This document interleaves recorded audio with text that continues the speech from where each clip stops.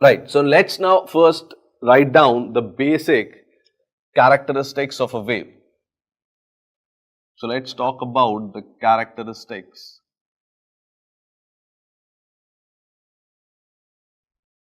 of wave.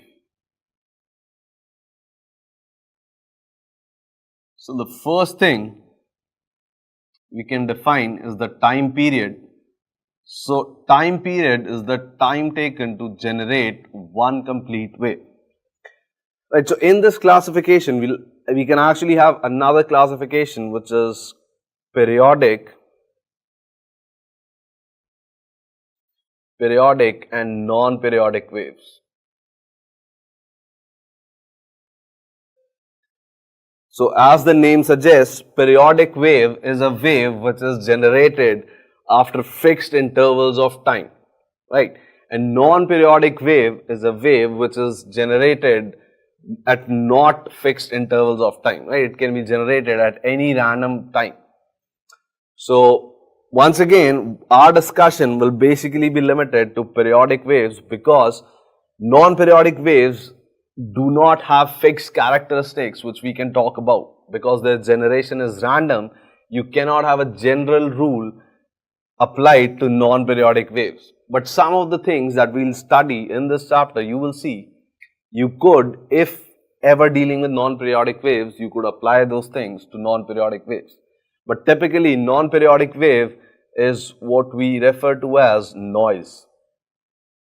And so noise typically is a non-periodic wave. It does not have a pattern, and hence even when we talk in the sense of sound, noise is not very pleasing to listen to because it does not have a pattern, right? As opposed to music, which has a definite pattern and is hence pleasant to listen to. Right, so time period is the time taken to generate one wave. So I'll not write this down.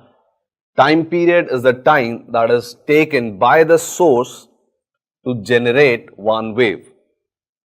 Then frequency which we'll denote by F, or rather mostly with nu, the frequency is defined as the number of waves which are created in every 1 second, right? And hence frequency becomes equal to 1 by time period.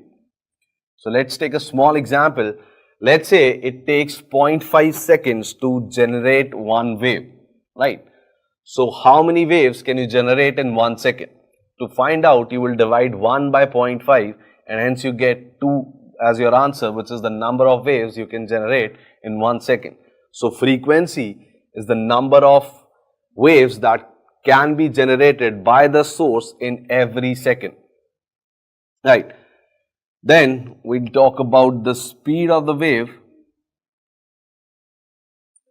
Speed of the wave is obviously the speed with which energy travels, right? Or the wave travels. So essentially when we talk about the traveling of a wave, we mean the traveling of the disturbance. So speed of the wave is the speed at which the disturbance will travel, right?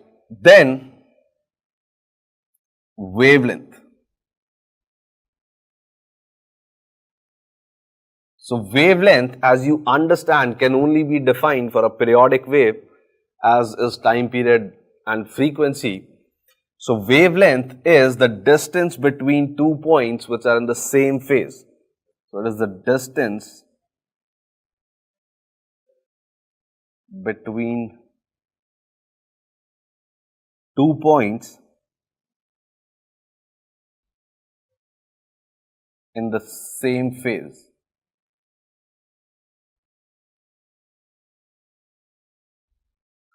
Right. So let's try to understand especially this part which is same phase. So if we draw a typical wave, and you've seen this before, a typical wave would look like this, right?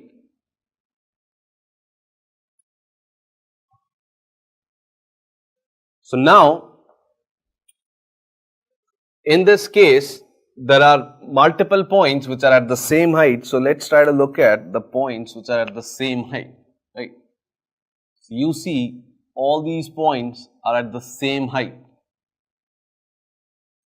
Now, which of these points are in the same phase? To answer that, what we need is the particle to be at the same displacement and have the same velocity. For example, if you imagine this wave, right after this wave will move slightly ahead, right? So I'm drawing the next instance of time. This wave will change itself to